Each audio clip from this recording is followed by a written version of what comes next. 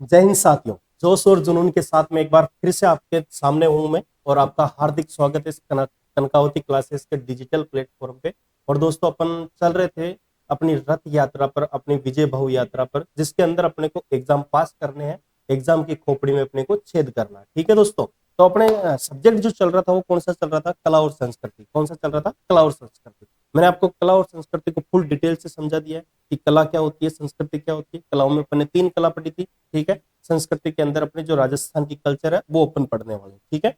कला के अंदर मैंने आपको बताया था स्थापत्य कला, हस्तकला और चित्रकला। ठीक है, ये चीजें अपन ने देखी थी। उसके अंदर अपन ने सबसे पहले स्टार्ट किया था स्थापत्य कला। स्थापत्य कला के अंदर आप सब जानते हो कि मैंने आपको बताया था कि स्थापित की गई कला, मतलब आप समझ रहे हो कि मैं क्या कहना चाह रहा हूँ, कि अपने राजा महाराजाओं द्वारा या अपने पूर्वजों द्वारा जो भी चीजें स्थापित की गई है, जैसे दुर्ग है, किला है, महल है, इमारतें हैं, ये सारी की सारी चीजें जो स्थापित की गई है उनको अपन किस में रखते हैं? स्थापत्य कला में। और स्थापत्य कला का जो जनक है राजस्थान के अंदर, वो कौन कहलाता है? महाराणा कुंभा। कौन कहलाता है?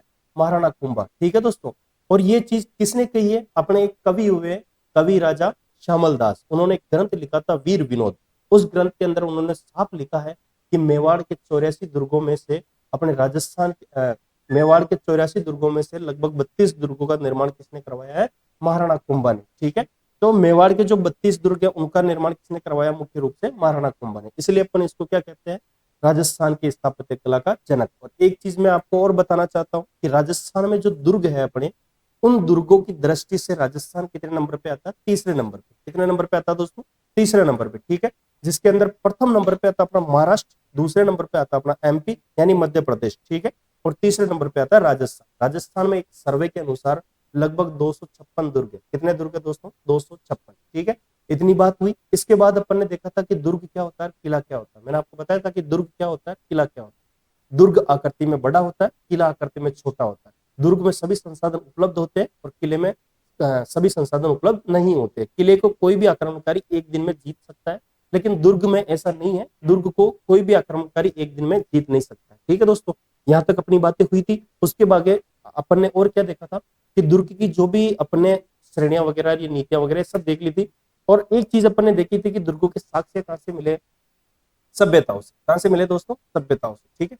और अगर भारत की सबसे बड़ी सभ्यता पूछे तो भारत की सबसे बड़ी सभ्यता जहां से दुर्गों के साक्ष्य मिले तो कौन सी हो जाएगी? हड़प्पा सभ्यता। कौन सी हो जाएगी? हड़प्पा सभ्यता। अगली अपन ने देखी थी कि राजस्थान के अंदर दुर्गों के साक्ष्य सर्वप्रथम कहां से मिले? तो कहां से मिले? कालीबंगा सभ्यता से। इतनी बात हुई। इसके बाद में अपन ने देखा था कि दुर्गों की जो भी लिखित रूप से अपने को साक्ष्य मिले हैं वो कहां से मिले। भाई एग्जामिनर को ये तो पता है, कि स्टूडेंट को पता है कि दुर्गों के साक्ष्य कहां से मिलते हैं? खुदाई के, तो हड़प्पा से। ठीक है। और अगर एग्जामिनर पूछे कि लिखित रूप से कहां से मिले हैं, तो वो कहां से मिले अपने को? मनुस्मृति से। ठीक है। अब अपने आगे देखी थी दुर्गों की श्रेणियां, जो तीन लोगों ने अपने अपने अनुसार बताई थी, जिसमें मनुस्मृति के अनुसार दुर्ग कितने प्रकार के होते हैं दोस्तों? 6 प्रकार के। ठीक है। और चाणक्य के अनुसार कितने प्रकार के होते हैं? 4 प्रकार के। जिसके अंदर मैंने आपको बताया था कि कौन कौन से दुर्ग होते हैं। एक तो औदक दुर्ग बताया था चाणक्य ने, एक वन, एक धानवन और एक गिरी। ठीक है।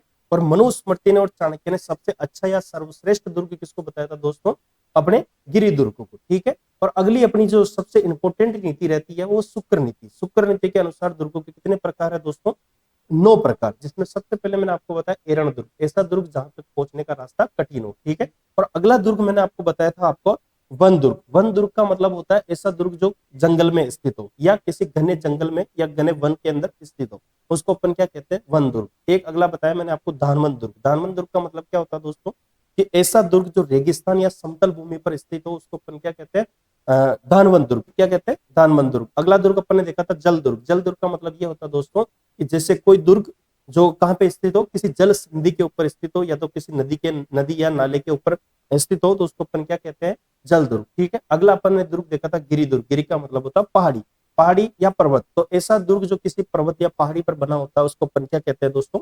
गिरी दुर्ग। अगला देखा था पारिक। मैंने बताया था कि पारिक के पीछे ख आ रहा है, तो कैसे याद रखना है कि ऐसा दुर्ग जिसके चारों ओर खाई हो उसको अपन क्या कहते हैं? पारिक दुर्ग। ठीक है। अगला आया था पारिद दुर्ग। पारिद का मतलब होता है जिस ऐसा दुर्ग जिसके चारों ओर दीवार हो। पारिद, ध से याद रखना है, चारों ओर दीवार, कि ऐसा दुर्ग जिसके चारों ओर दीवार हो उसको अपन क्या कहते हैं? पारिद दुर्ग। अगला आया था अपना सैन्य दुर्ग। सैन्य दुर्ग का मतलब ये दुर्ग होता है कि ऐसा दुर्ग जिसके अंदर राजा के साथ साथ उसके सैनिक यानी सेना भी निवास करती हो उस दुर्ग के अंदर, उसको अपन क्या कहते हैं, सैन्य दुर्ग। इसका सबसे अच्छा उदाहरण मैंने आपको चित्तौड़गढ़ दुर्ग बताया था, क्योंकि चित्तौड़गढ़ के अंदर आपको पता है कि उस दुर्ग के अंदर अंदर 30,000 लोग रह सकते हैं, ठीक है। उसी के अंदर खेती कर सकते हैं, उसी के अंदर पानी वगैरह जानवर सब पाल सकते हैं, ठीक है। और एक लास्ट वाला जो दुर्ग बताया मैंने आपको, सहाय दुर्ग। सहाय दुर्ग का मतलब लाडलो ये होता है कि ऐसा दुर्ग जिसके अंदर राजा के साथ साथ उसके भाई बंधु, उसके समाज के रिश्तेदार, ये सब सारे के सारे उसके अंदर निवास करते हो, उसको अपन क्या कहते हैं, सहाय दुर्ग। तो राजस्थान के अंदर सहाय दुर्गों की श्रेणी में 2 दुर्ग आते हैं अपने, कौन कौन से आते हैं, चित्तौड़ और सोनारगढ़। इतनी बातें हुई थी। फिर अपना अगला बिंदु था कि यूनेस्को की धरोहर सूची में राजस्थान के कितने दुर्ग शामिल है। तो राजस्थान के कितने दुर्गों को शामिल किया गया है, 6 दुर्गों को। और कब शामिल किया गया था, 21 जून 2013 को। और अपने 21 जून को कौन सा दिवस मनाते हैं, विश्व योग दिवस, ठीक है दोस्तों। 6 दुर्ग कौन से थे अपने, चीकू, गाजर, आम, यानी चित्तौड़गढ़, कुंभलगढ़ और गागरोन, जैसलमेर, रणथंभौर और आमेर, इन दुर्गों की बात हुई थी। और फिर अपन ने स्टार्ट किया था कि जो दुर्गों से संबंधित सामान्य तथ्य है या सामान्य बातें थी राजस्थान की, जैसे दुर्गों की विशेषताएं अपन देखते हैं कि उत्तरी सीमा का प्रहरी अपना भटनेर दुर्ग था, और दक्षिणी सीमा का चित्तौड़गढ़ दुर्ग था, पूर्वी सीमा का लोहागढ़ दुर्ग भरतपुर था, और पश्चिमी सीमा का सोनारगढ़ जैसलमेर दुर्ग था। और मध्य बिंदु का पूछे तो कौन सा था अपना, तारागढ़ दुर्ग, ठीक है। तो तारागढ़ दुर्ग को अपन कहते हैं राजपूताने की कुंजी। इतनी बातें अपन ने की थी। और सबसे पहले कल अपना जो क्लास थी, सेकंड क्लास, उसके अंदर अपन ने अपने दुर्ग स्टार्ट किया था दोस्तों, जैसलमेर दुर्ग या सोनारगढ़ दुर्ग। सोनारगढ़ दुर्ग को अपन ने काफी डीप पढ़ा है। सोनारगढ़ दुर्ग का प्रारंभिक निर्माण अगर पूछे तो किसने करवाया, जैसल पाटिल। वो निर्माण पूरा नहीं करवा पाए, तो उसका पूरा निर्माण किसने करवाया, शालिवाहन द्वितीय ने, ठीक है। सदी कौन सी थी, 12वीं। और सन क्या था, 1155। और पूरा निर्माण पूछे तो 1164। इतनी बातें हुई थी अपनी। इसके बाद में अपन ने देखा था श्रेणी। श्रेणी कौन सी थी, धानवंत श्रेणी। और ध्यान रखना, उसी दुर्ग का वो जो दुर्ग है अपना सोनारगढ़, वो किस पहाड़ी पर बना हुआ है, त्रिकुट पहाड़ी पर, इसलिए उसको कहते हैं त्रिकुटागढ़। क्या कहते हैं दोस्तों, त्रिकुटागढ़, ठीक है। बाद में अपन ने देखा था उसका प्रवेश द्वार। प्रवेश द्वार कौन सा था, अक्षयपोल, ठीक है। फिर देखे थे अपने उसके उपनाम। तो उपनाम, उपनाम में क्या क्या था, जैसलमेर दुर्ग था, गलियों का किला था, रेगिस्तान का गुलाब था, जैसलगढ़ था, और क्या क्या था, सबसे बड़ा लिविंग फोर्ट, दूसरा लिविंग फोर्ट, सबसे बड़ा दूसरा लिविंग फोर्ट। पहला अपना चित्तौड़ है, दूसरा ये है सर्वाधिक बुर्जों वाला किला, ठीक है, गलियों वाला किला हो गया। और स्वर्णगिरी उसको अपन कहते हैं। ये सारी की सारी चीजें अपन ने उसके उपनाम में पढ़ी थी। फिर अपन ने पढ़े जलाशय। जलाशय में मैंने कुआं बताया था आपको, जैसलू कुआं। कौन सा कुआं, जैसलू कुआं, ठीक है, जिसका निर्माण भगवान श्री कृष्ण ने अपने सुदर्शन चक्र से किया था। अगली चीज अपन ने पढ़ी थी मंदिर। मंदिरों के अंदर 3 मंदिर बताए मैंने आपको, आदिनाथ जी का मंदिर, लक्ष्मीनाथ जी का मंदिर और सुहांगिया माता का मंदिर, ठीक है। फिर अपन ने पढ़े थे महल।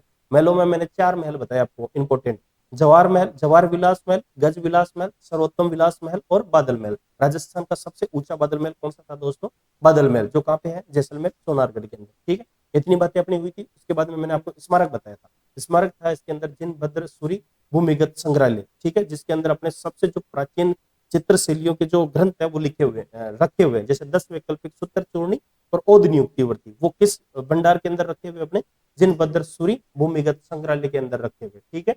इतनी बातें हुई थी अपन ने।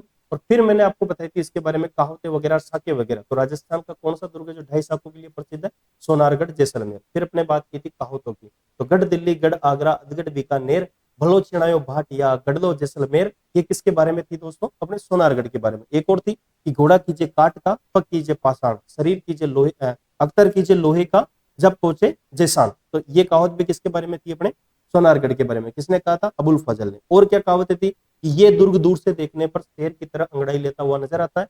और क्या कहावत थी कि ये दुर्ग दूर से देखने पर समुद्र में चलते हुए जहाज के समान नजर आता है, ठीक है। इतनी बातें हुई थी।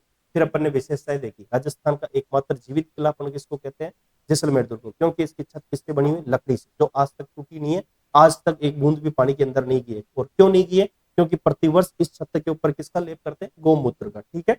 इतनी बातें हुई थी। इसके बाद मैंने बताया था कि 2003 के अंदर इस दुर्ग के ऊपर एक फिल्म बनी थी जिसका नाम है सोनार किला, जिसको बनाने वाले थे सत्यजीत रॉय, ठीक है।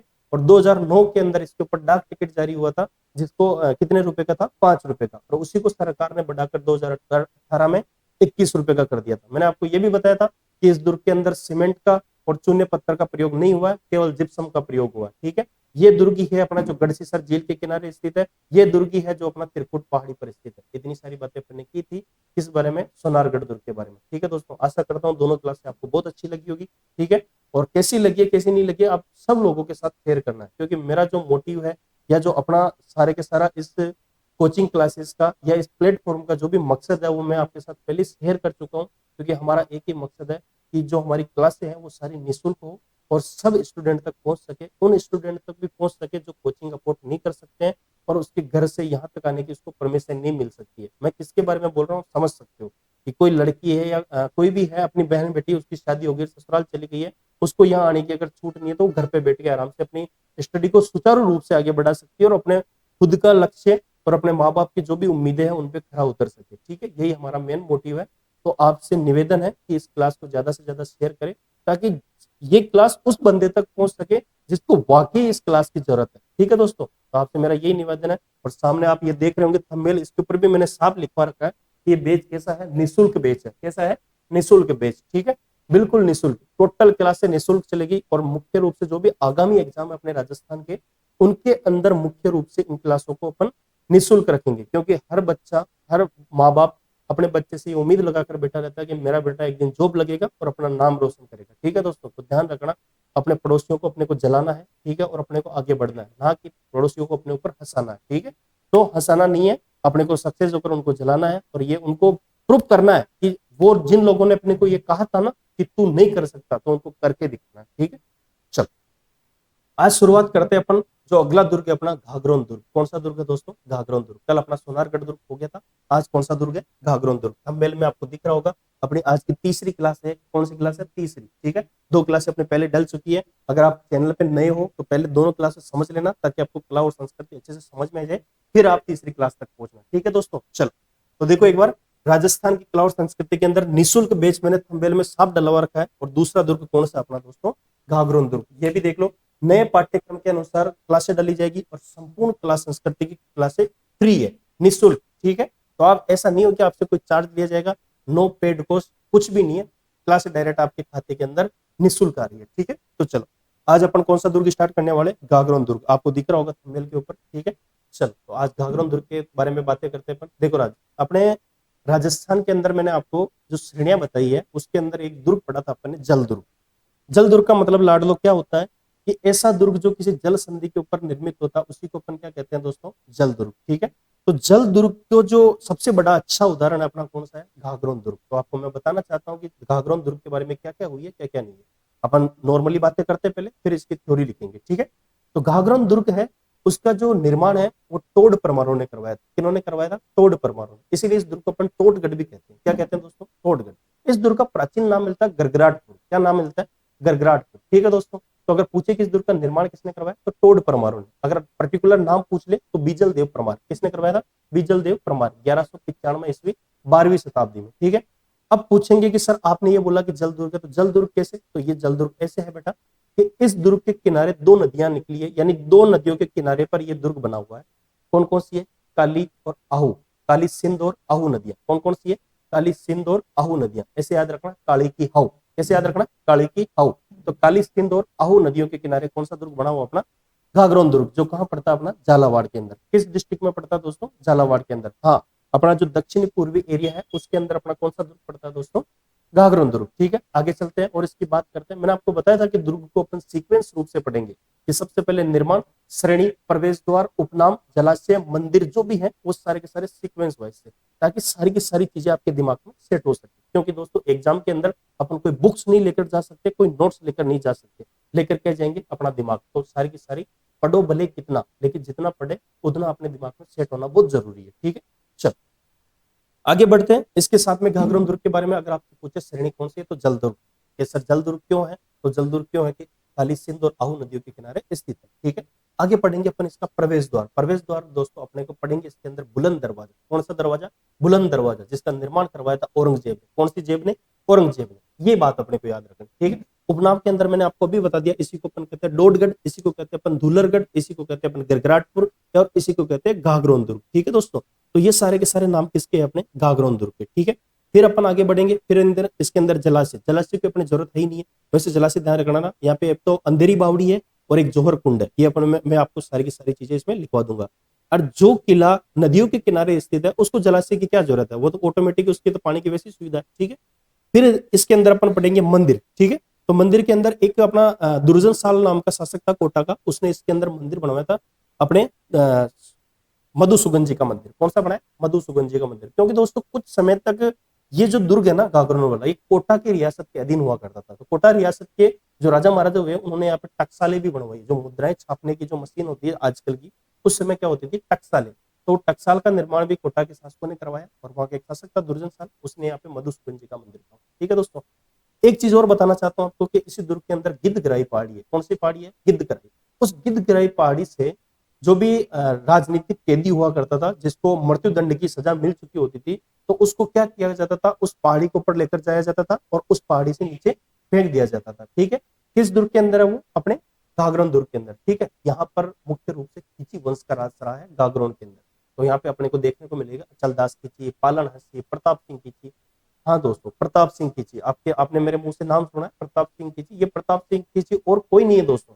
प्रताप सिंह खींची कौन है? अपने संत पीपाजी। कौन है? संत पीपाजी। तो संत पीपाजी का जो प्रारंभिक नाम या उनका बचपन का नाम मिलता है वो क्या है? प्रताप सिंह खींची। ठीक है दोस्तों, तो प्रताप सिंह खींची की जो छतरी है वो भी अपने कहाँ पे है दोस्तों? गागरोन दुर्ग के अंदर। ठीक है, अगली और बात करते हैं कि ये जो दुर्ग है कुछ समय तक अकबर के अधीन रहा था। तो अकबर ने जो उसका एक दरबारी कवि था जिसका नाम अपन पढ़ते हैं पृथ्वीराज राठौड़, जिसको अपन पीथल के नाम से भी जानते हैं। ठीक है, बीकानेर का शासक था, कल्याणमल का पुत्र था। ठीक है दोस्तों, तो उसको कुछ समय के लिए इन्होंने ये जो घाघरोन दुर्ग है वो भेंट किया था। और इसी दुर्ग के अंदर जो उनका सबसे बड़ा ग्रंथ है वेली कृष्ण रुक्मणी, जिसके बारे में कहा भी गया है कि कर्नल जेम्स टोड ने कहा है कि इस ग्रंथ के अंदर 10,000 घोड़ों का बल है। कितने हजार घोड़ों का?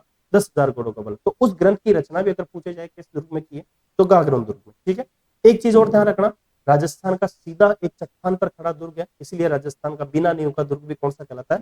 गागरोन दुर्ग। आपको दिख रहा होगा पीछे थंबनेल के अंदर, ये जो पीछे दिख रहा होगा गागरोन दुर्ग है, नदियां इसके किनारे से निकल रही है, ये सारी की सारी चीजें इसके अंदर है। और चीजें और देखो इसके अंदर कि सर और क्या मुख्य चीजें इसके अंदर सर और हुए हैं। इसके अंदर दो साके। क्या हुए हैं? दो साके। तो दो साके हुए हैं, एक तो पिता के समय, एक पुत्र के समय। अगर पूछा जाए कब कब हुए, तो एक हुआ 1423 में, एक हुआ 1444 ईस्वी में। एक हुआ अचलदास खिची के समय और एक हुआ था अपने मोहम्मद खिलजी सॉरी पालन हसी के समय, क्योंकि पालन हसी के समय आक्रमण करने वाला कौन था? मोहम्मद खिलजी प्रथम। ठीक है, और अचलदास खिची के समय आक्रमण करने वाला कौन था? अपने मांडू का शासक था, जिसका नाम था होसंग शाह। क्या नाम था? होसंग शाह। तो इतनी सारी बातें अपन ने किसके बारे में की? गागरोन दुर्ग। ठीक है दोस्तों, अब ये जो आपके सामने बातें की है वो सारी की सारी अपन किसमें पढ़ेंगे? थ्योरी के अंदर। ठीक है, तो तैयार हो जाइए, अपनी जो कुर्सी की पेटियां बांध लीजिए और सामने बिल्कुल फोकस, फोन को फ्लाइट मोड पे डाल करके, कोई मैसेज कोई कॉल्स नहीं, और डायरेक्ट पूरी क्लास आपको पूरी शिद्दत से देखनी है। ठीक है दोस्तों, चल शुरुआत करते हैं अपने जो दुर्ग है घाघरोन दुर्ग की। और घाघरोन दुर्ग में क्या क्या चीजें हैं जो भी मैंने आपको सारी की सारी डिस्कस की है, वो चीजें इसके अंदर अपन देखते हैं। ठीक है दोस्तों, चल ये आपको दिख रहा होगा घाघरोन दुर्ग, कितना प्यारा लग रहा है। और दोनों साइड, इधर से तो काली सिंध आ रही है, इधर से आहू नदियां आ रही है। ठीक है दोस्तों, तो ये किस नदी के किनारे बना हुआ है? काली सिंध और आहू नदियों के किनारे। ठीक है, बहुत अच्छा आपको दुर्ग दिख रहा होगा, इतना शानदार चमकता हुआ दुर्ग। जो कैसा दुर्ग है? अपना घाघरोन दुर्ग। कौन सा दुर्ग है दोस्तों? घाघरोन दुर्ग। तो ये घाघरोन दुर्ग अपना कहाँ पड़ता है? झालावाड़ के अंदर। ठीक है, कौन कौन सी नदियां दोस्तों? काली सिंध और आहू नदियों के किनारे स्थित है। कौन कौन सी नदियों के किनारे है? काली सिंध और आहू नदियों के किनारे। ठीक है, तो ध्यान रखना, काली सिंध, काली सिंध और आहू नदियां। ठीक है, आहू, काली सिंध और आहू नदी। ठीक है, इन दोनों नदियों के किनारे कौन सा दुर्ग बना हुआ अपना? इनके संगम के ऊपर घाघरोन दुर्ग। ठीक है दोस्तों, तो इस घाघरोन दुर्ग को अपन क्या कहते हैं? इसको जल दुर्ग। क्या कहते हैं दोस्तों? जल दुर्ग। बात आपको समझ में आएगी, जो भी मैंने आपको घाघरोन दुर्ग के बारे में स्टोरी सुनाई है वो चीज भी आपके समझ में आएगी कि सर ने क्या बताया है कि ये दुर्ग बिना नींव का एक चट्टान के ऊपर खड़ा हुआ है। एक चट्टान के ऊपर खड़ा कैसा दुर्ग है? बिना नींव का दुर्ग है। ठीक है दोस्तों, और कौन कौन सी नदियां हैं? काली सिंध और आहू नदियों के संगम पर कौन सा दुर्ग बना हुआ अपना? झालावाड़ का घाघरोन दुर्ग। कौन सा बना हुआ है? घाघरोन दुर्ग। आगे बढ़ते हैं, दुर्ग का आपने चित्र देख लिया होगा अच्छे से। ठीक है, आगे देख। ठीक है, अब इसकी मुख्य मुख्य बातें अपन पढ़ेंगे कि इसका निर्माण किसने करवाया, कब करवाया, कैसे करवाया, श्रेणी क्या है, वो सारी की सारी चीजें अपन पढ़ने वाले। ठीक है, तो चलो ध्यान से फोन को फ्लाइट मोड पे डाल करके आगे से आगे जो भी चीजें हैं वो देखते चलना। ठीक है, ध्यान से चलो। सबसे पहले निर्माण अपन देखते हैं। तो मैंने आपको बताया कि टोड परमाणु ने, टोड परमाणु द्वारा। ठीक है, टोड परमाणु द्वारा। ठीक है, पर्टिकुलर एक शासक का नाम पूछ ले तो मैंने अभी आपको बताया है कि क्या नाम है एक पर्टिकुलर शासक का? बीजल देव परमार। बीजल देव, बीजल देव परमार। क्या नाम मिलता है दोस्तों? बीजल देव परमार। अगर पूछे कब करवाया तो 1195 ईस्वी में। कब करवाया दोस्तों? 1195 ईस्वी में। तो सदी कौन सी होगी लाडलो? 12वीं सदी। कौन सी सदी होगी?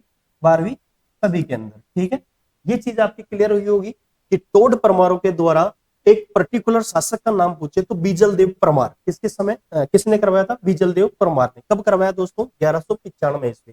कौन सी सदी दोस्तों? 12वीं सदी में। किसमें करवाया? 12वीं सदी में। इतनी बात किसकी हुई है? अपने निर्माण की। किसकी बात हुई है? निर्माण की। ठीक है दोस्तों, चल अगली बात देखते हैं अपन श्रेणी। क्या देखते हैं? श्रेणी। मैंने अभी आपको बता दिया है कि इस दुर्ग की जो श्रेणी है लाडलो वो कौन सी है रे? जल दुर्ग। कौन सा दुर्ग है रे? जल दुर्ग। ठीक है, अब आप मेरे से क्या पूछोगे कि सर ये तो हमें भी पता है कि जल दुर्ग है। ठीक है, तो जल दुर्ग क्यों है सर? इसको जल दुर्ग क्यों कहते हैं? ठीक है, क्योंकि एक जल संधि के ऊपर स्थित है। और किन नदियों के संगम पर है लाडलो? दो नदियों के संगम पर। एक का नाम तो है काली सिंध। कौन सी नदी है रे? काली सिंध। ठीक है, काली सिंध नदी। और दूसरी जो नदी है वो कौन सी है रे? आहू नदी। कौन सी नदी है? आहू नदी।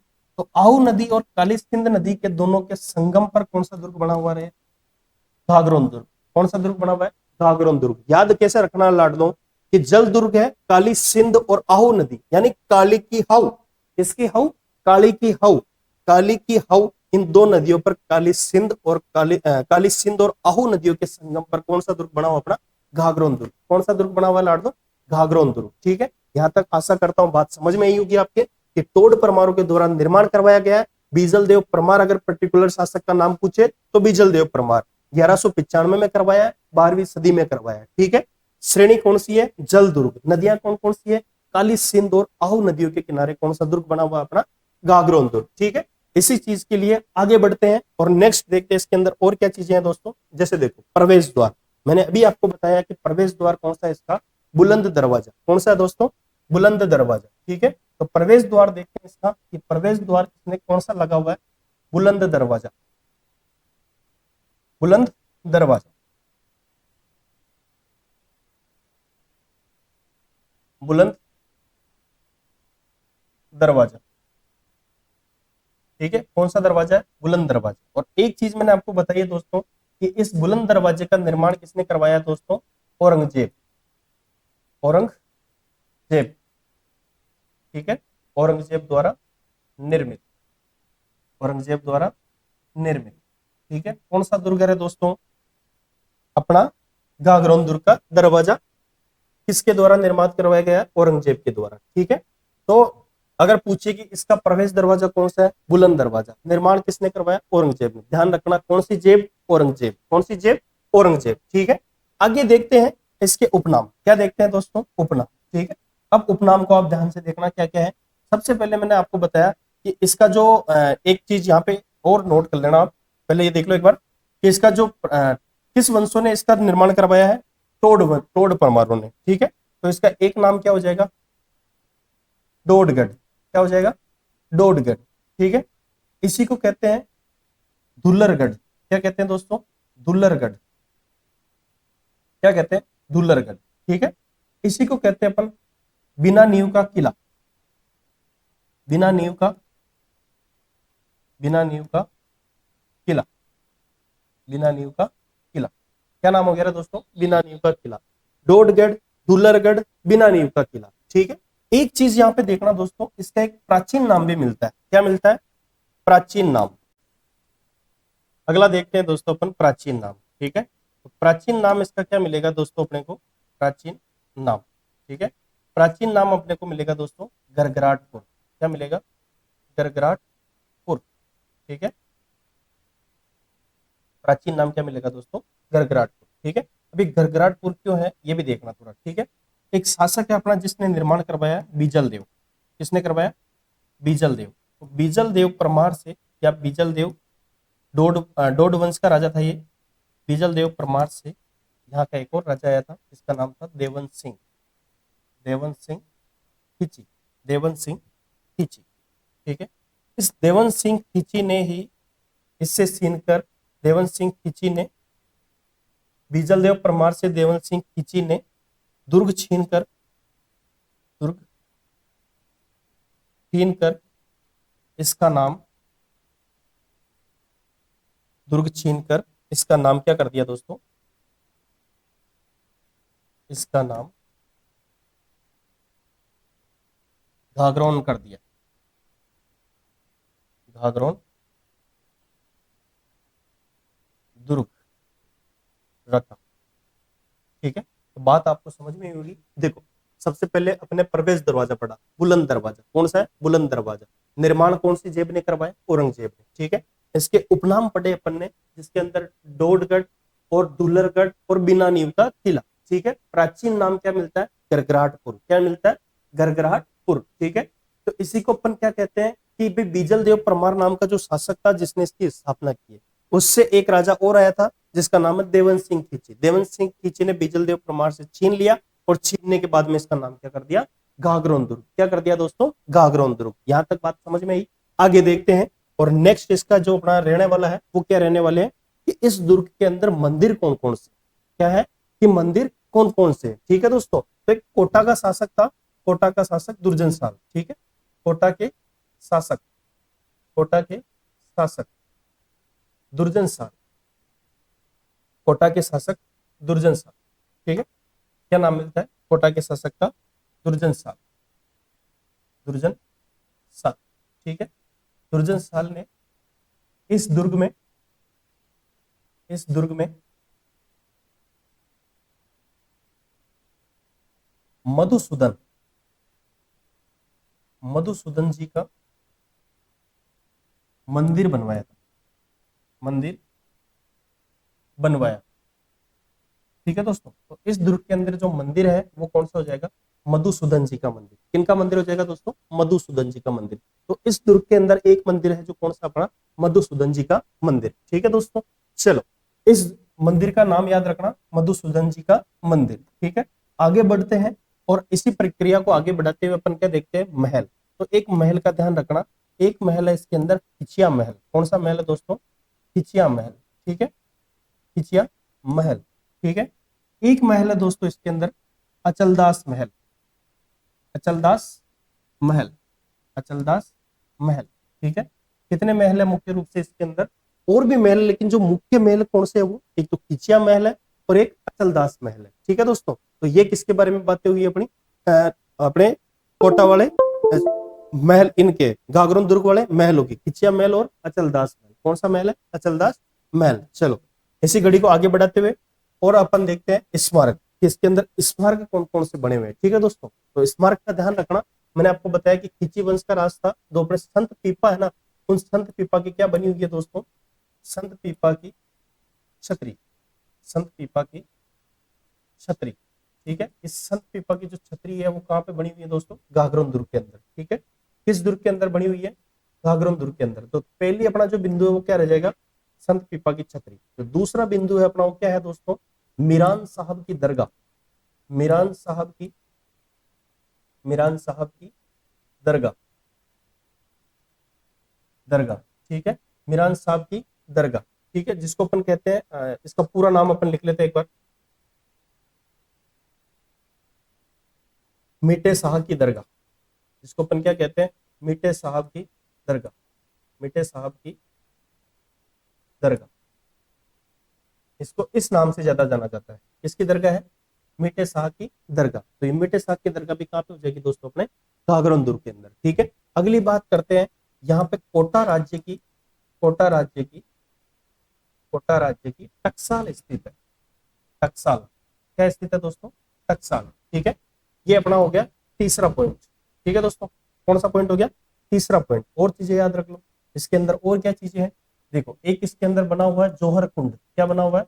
जौहर कुंड। ठीक है, ध्यान रखना, एक क्या बना हुआ है? जौहर कुंड। ठीक है, एक बनी हुई है इसके अंदर अंधेरी बावड़ी। क्या बनी हुई है दोस्तों?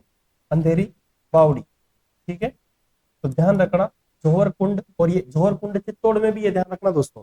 और जौहर कुंड यहाँ पे भी है, क्योंकि अचलदास खींची की वचनी का अपने जो ग्रंथ है उसके अनुसार यहाँ पर कितने साक्य हुए? 2 साक्य। तो जो साक्य हुए तो जौहर भी हुए होंगे। ठीक है, क्योंकि साक्य के अंदर केसरिया और जौहर दोनों होते हैं। ठीक है, ये चीज अपन ने पढ़ी है पहले। तो आगे देखो, इसके अंदर जौहर है, जौहर कुंड है, अंधेरी बावड़ी है, संत पीपा की छतरी है, मेटे साहब की दरगाह है, और कोटा राज्य की एक टकसाल है। टकसाल मतलब आप समझते हो, पैसे छापने की जो होता है, वो उसको अपन क्या कहते हैं, टकसाल। ठीक है, उस समय मुद्राएं जो छापने का जो कारखाना हुआ करता था उसको कहते हैं अपन टकसाल। क्या कहते हैं दोस्तों, टकसाल।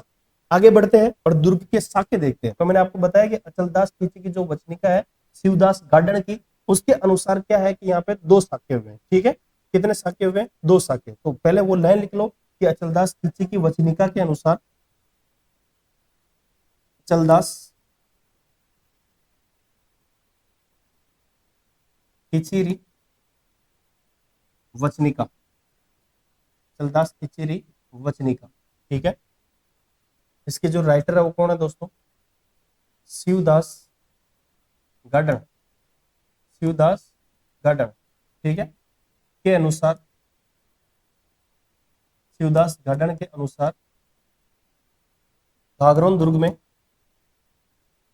गागरोन दुर्ग में 2 साक्ष्य हुए, 2 साक्ष्य हुए। कितने साक्ष्य हुए दोस्तों, 2 साक्ष्य हुए। ठीक है, इन दोनों का ध्यान रखना कि कितने साक्ष्य हुए, 2 साक्ष्य। ठीक है, बात करते हैं एक एक साक्ष्य की, कौन कौन से साक्ष्य हुए। तो पहला साक्ष्य, ठीक है, कितने साक्ष्य हुए शिवदास गार्डन की अचलदास खींची की वचनिका के अनुसार, 2 साक्ष्य। कितने साक्ष्य, 2 साक्ष्य। ठीक है, तो पहला साक्ष्य देखते हैं दोस्तों। तो सबसे पहले आपको क्या पूछा जाएगा, सन पूछा जाएगा। तो 1423 ईस्वी में क्या हुआ था, पहला साक्ष्य। ठीक है, बाद में और क्या पूछेंगे इसको, देखो ये तो हो गया पहला साक्ष्य। ठीक है, पहला साक्ष्य। ठीक है, जिसके अंदर सबसे पहले सन पूछेंगे कि कब हुआ था, 1423 ईस्वी में। ठीक है, उस समय यहाँ का शासक कौन था, उस समय यहाँ का शासक कौन था। तो शासक कौन था दोस्तों, अपना अचलदास खींची, अचलदास खींची, अचलदास खींची। ठीक है, तीसरी बात दोस्तों आपसे पूछेंगे इसी के अंदर कि आक्रमण किसका था। ठीक है, तो आक्रमण, आक्रमण था होसंग शाह का। किसका था, होसंग शाह का। ठीक है, आक्रमण किसने किया था, होसंग शाह ने। ठीक है, चलो दूसरा जो शाखा है वो देखते हैं अपन यहीं पर। ठीक है, चलो दूसरा जो शाखा है दोस्तों वो कब हुआ था, अपना दूसरा शाखा। ठीक है, तो ये दूसरा शाखा कब हुआ है, एक बार ध्यान से देखना इसको कि दूसरा शाखा कब हो रहा है दोस्तों अपना। चलो 1444 ईस्वी कब हुआ है, 1444 ईस्वी। तो यहाँ पे शासक कौन था, यहाँ पे शासक कौन था, पालन, कौन था, पालन सिंह। कौन था, पालन सिंह खींची, पालन सिंह खींची। ये किसका पुत्र था, अचलदास खींची का। किसका पुत्र था, अचलदास खींची का। ठीक है, तो ये आपके यहाँ पे शासक कौन हो जाएंगे, पालन सिंह। ठीक है, अगला देखो आक्रमण। ठीक है दोस्तों, तो इस आक्रमण का अगर पूछे तो किसने किया, मोहम्मद शाह, मोहम्मद खिलजी प्रथम ने, मोहम्मद खिलजी प्रथम ने, मोहम्मद खिलजी फर्स्ट ने। ठीक है, और इसी ने इस दुर्ग को जीत कर इसका नाम कर दिया था मुस्तफाबाद। क्या कर दिया था दोस्तों, मुस्तफाबाद। ठीक है, तो चलो इतनी बातें आपके समझ में आई होगी कि जो स्मारक है उसके अंदर कौन है, क्या क्या स्मारक है, संत पीपा की छतरी है, मीठे शाह की दरगाह है। ठीक है, कोटा राज्य की टकसाल है, अचलदास इसके अंदर साके कौन कौन से हुए हैं, 2 साके हुए हैं। अचलदास खींची की वचनिका के अनुसार गागरोन दुर्ग में कितने साके हुए हैं, 2 साके हुए हैं। ठीक है दोस्तों, इतनी बात अपने को ध्यान रखनी है। और अचलदास खींची की जो वचनिका किसने लिखी है, शिवदास गार्डन ने। स्मारक में अपन ने 2 स्मारक और कौन कौन से, जौहर कुंड और अंधेरी बावड़ी। कौन कौन से हैं, जौहर कुंड और अंधेरी बावड़ी। ठीक है दोस्तों, अब देखो साकों के अंदर 2 साके हुए हैं, एक तो 1423 में, एक 1444 में। 1423 में शासक थे अचलदास खींची, आक्रमण हुआ था होसंग शाह का। 1444 में शासक थे पालन सिंह खींची और आक्रमण हुआ था मोहम्मद खिलजी प्रथम का। इसने इस दुर्ग को जीत कर इसका नाम रख दिया था मुस्तफाबाद। ठीक है, ये चीजें अपन और आगे देखेंगे। ठीक है, तो एक बार देख लो ध्यान से। ठीक है, स्क्रीनशॉट लेना चाहो तो ले लो फटाफट। चलो बढ़ते आगे, नेक्स्ट देखते हैं अपने दुर्ग की विशेषताएं क्या क्या बची है। ठीक है दोस्तों, कि इस दुर्ग की और क्या क्या विशेषताएं अपने पास शेष बची है। ठीक है, तो चलो देखते हैं। मैंने आपको अभी बताया है कि 1444 ईस्वी में, 1444 ईस्वी में मोहम्मद खिलजी ने, मोहम्मद खिलजी ने, मोहम्मद खिलजी ने इस दुर्ग को, इस दुर्ग को जीत कर, इस दुर्ग को जीत कर इसका नाम, इसका नाम बदलकर, नाम बदलकर मुस्तफाबाद रख दिया। इसका नाम बदलकर मुस्तफाबाद रख दिया, मुस्तफाबाद रख दिया। क्या नाम रख दिया दोस्तों, मुस्तफाबाद रख दिया। ठीक है, चलो तो मोहम्मद खिलजी ने इस दुर्ग का नाम बदलकर क्या रख दिया, मुस्तफाबाद। ठीक है, एक चीज और अपन आगे देखते हैं दोस्तों, जो मैंने आपको स्टार्टिंग में बताई थी कि इस दुर्ग को अकबर ने बीकानेर के पृथ्वीराज राठौड़, ठीक है, किसका पुत्र था, कल्याणमल का। और इसको अपन किस नाम से जानते हैं, पित्तल के नाम से। किस नाम से जानते हैं लाडलो, पित्तल के नाम से। ठीक है, तो इस दुर्ग को अकबर ने पृथ्वीराज राठौड़ को भेंट किया था। ठीक है, और ध्यान रखना इसी दुर्ग में इस पृथ्वीराज ने एक ग्रंथ लिखा था, पृथ्वीराज राठौड़ ने इसी दुर्ग के अंदर जो ग्रंथ लिखा उसका नाम बता देता हूं मैं आपको कि उस ग्रंथ का क्या नाम था। तो उस ग्रंथ का नाम मिलता है दोस्तों अपने को वेल्ली कृष्ण रुक्मणीरी। वेल्ली कृष्ण रुक्मणीरी, वेल्ली कृष्ण रुक्मणीरी, वेल्ली कृष्ण रुक्मणीरी। इस ग्रंथ का जो लिखा गया था, इस ग्रंथ को किस दुर्ग में लिखा गया था, अपने गागरोन दुर्ग के अंदर। तो ये बात अपने को किसके बारे में ध्यान रखनी है, गागरोन दुर्ग के बारे में। ठीक है दोस्तों, तो चलो अपना जो पहली विशेषता इसकी क्या रही है कि 1444 ईस्वी के अंदर मोहम्मद खिलजी ने इस दुर्ग को जीतकर इसका नाम बदलकर क्या कर दिया, मुस्तफाबाद। ठीक है, इस दुर्ग को अकबर ने बीकानेर के किसको भेंट किया है दोस्तों, पृथ्वीराज राठौड़ को। ठीक है, और याद कर लो इसके अंदर, जैसे अपने एक पहाड़ी का नाम मैंने आपको बताया था, गिद्धकराई। गिद्धकराई पहाड़ी, कौन सी पहाड़ी है दोस्तों इस दुर्ग के अंदर, गिद्धकराई पहाड़ी। ठीक है, इस गिद्धकराई पहाड़ी से किसको सजा दी जाती थी, राजनीतिक कैदियों को, राजनीतिक कैदियों को सजा दी जाती थी,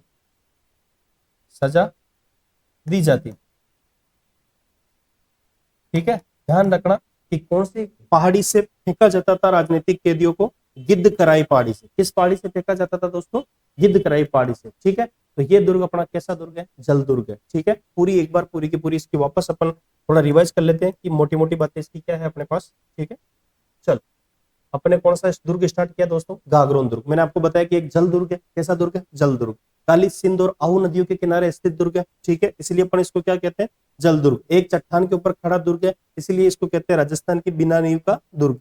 क्या कहते हैं, बिना नींव का दुर्ग। ठीक है, अपन ने बाद में देखी थी टोड परमारों द्वारा इसका निर्माण करवाया गया था। और पर्टिकुलर अगर राजा का नाम पूछे तो बीजल देव परमार, 1195 ईस्वी 12वीं सदी के अंदर। ठीक है, एक जल दुर्ग है। कौन कौन सी नदियां, काली सिंध और आहू नदियां। कौन कौन सी संगम पर है, काली सिंध और आहू, काली की हाउ, याद रखना अपने को। ठीक है, आगे देखो, प्रवेश दरवाजा बुलंद दरवाजा। कौन सा दरवाजा, बुलंद दरवाजा। निर्माण करवाया औरंगजेब ने। कौन सी जेब, औरंगजेब। ठीक है, उपनाम में देखो टोडगढ़, दुल्लरगढ़, बिना नींव का किला। राजस्थान का एकमात्र किला कौन सा है, गागरोन दुर्ग, जो कैसा है, बिना नींव का किला। अगर बिना नींव की इमारत पूछे तो कौन सी है, हवा महल, जयपुर। ठीक है, इसका प्राचीन नाम मिलता है गरगराटपुर। यहाँ पर का जो राजा था बीजल देव परमार, उसको हरा करके देवन सिंह खींची ने इस दुर्ग को उससे छीन कर इसका नाम क्या रखा, गागरोन दुर्ग। ठीक है, आगे चलते हैं बालको।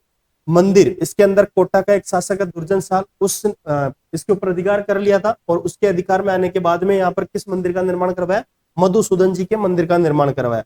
यहाँ पर दो महल है, खिचिया महल और अचलदास महल। ठीक है, आगे बढ़े। नेक्स्ट यहाँ पे स्मारकों में देखो आप, संत पीपा की छतरी और संत पीपा की गुफा पूछे तो टोडा राय सिंह टोंक। ठीक है, चलो, और संत पीपा का मंदिर पूछे तो समदड़ी बालोतरा। संत पीपा की गुफा पूछे तो काशी बनारस यूपी। ठीक है, आगे देखो, मीठे शाह की दरगाह है यहाँ पर। और कोटा राज्य की एक टकसाल है, पैसे वो छापने की, मुद्राएं छापने की। और जौहर कुंड बना हुआ है और अंधेरी बावड़ी बनी हुई है। ठीक है, यहाँ पर दो साके हुए हैं। ये चीज कौन कहता है, शिवदास गार्डन। किस ग्रंथ में कहता है, अचलदास कीची की वचनिका में, कि गागरोन दुर्ग में दो साके हुए हैं, जिसमें पहला साका हुआ है 1423 ईस्वी में। शासक कौन था उस समय, अपना अचलदास कीची। आक्रमण किसको हुआ था, होसंग शाह का। ठीक है, दूसरा साका जो है 1444 में हुआ था, और शासक कौन थे, पालन सिंह खींची। आक्रमण किसका हुआ था, मोहम्मद खिलजी प्रथम का। ठीक है, इसी के बाद में देखिए अपन ने विशेषता में 1444 ईस्वी में मोहम्मद खिलजी ने इस दुर्ग को जीतकर इसका नाम क्या कर दिया था, बदलकर मुस्तफाबाद। ठीक है, इस दुर्ग को अकबर ने बीकानेर के पृथ्वीराज राठौड़ को सौंप दिया था, उनको भेंट कर दिया था। तो इसी पृथ्वीराज राठौड़ ने इस दुर्ग के अंदर बैठकर किस ग्रंथ की रचना की है? वेली कृष्ण रुक्मणी री। ठीक है, इस दुर्ग के अंदर गिद्धकराई पहाड़ी है। कौन सी पहाड़ी है? गिद्धकराई पहाड़ी। तो इस पहाड़ी से राजनीतिक कैदियों को, जो सजा प्राप्त कैदी होते थे, उनको यहां से फेंक कर इनको सजा दी जाती थी। ठीक है दोस्तों, तो ये दुर्ग था अपना घाघरोन दुर्ग, राजस्थान का जल दुर्ग, राजस्थान का जल दुर्ग। ठीक है दोस्तों, तो इस दुर्ग के बारे में अपने को ध्यान रखना है। एक चीज यहाँ पे और लिख लो कि ये कैसा है? राजस्थान का जल दुर्ग, राजस्थान का जल दुर्ग, राजस्थान का जल दुर्ग। ठीक है, ध्यान रखना किस किस नदियों के किनारे है दोस्तों? ये अपना अपने काली सिंध और आहू नदियों के किनारे है। ये बातें अपने को किसके बारे में ध्यान रखनी है? अपने जो घाघरोन दुर्ग है। ठीक है दोस्तों, तो आशा करता हूं आपको दुर्ग की जानकारी बहुत अच्छी लगी होगी। ठीक है, इस जो वीडियो है आपको सामने मिला है, मैंने आपको पहले बताया था कि ये सारी की सारी क्लासें आपके साथ में लाइव जुड़ने वाली है और ये रोज आपके साथ 7 बजे से जुड़ने वाली है। और एक चीज और ध्यान रखना, सारी की सारी क्लासें लाइव है। और लाइव की ध्यान एक चीज और ध्यान रखना कि ये क्लासेस सारी की सारी निःशुल्क है। तो चैनल को आगे से आगे आपको शेयर करना है और जिन बंदों तक इन क्लासों की जिसको जरूरत है वहां तक आपको पहुंचाना है, क्योंकि क्लासेस सारी की सारी लाइव है। आप लोग पेड कोर्स लेते हो, ये सारे कोर्स लेते हो, उससे अच्छा है कि आप लाइव जुड़ के निःशुल्क पढ़े। ठीक है, हम आपके साथ जुड़े हुए, आप हमारे साथ जुड़िए और इन क्लासों को उन बच्चों तक पहुंचाए जिनको इनकी जरूरत है। ठीक है, आज के लिए इतना काफी है। धन्यवाद।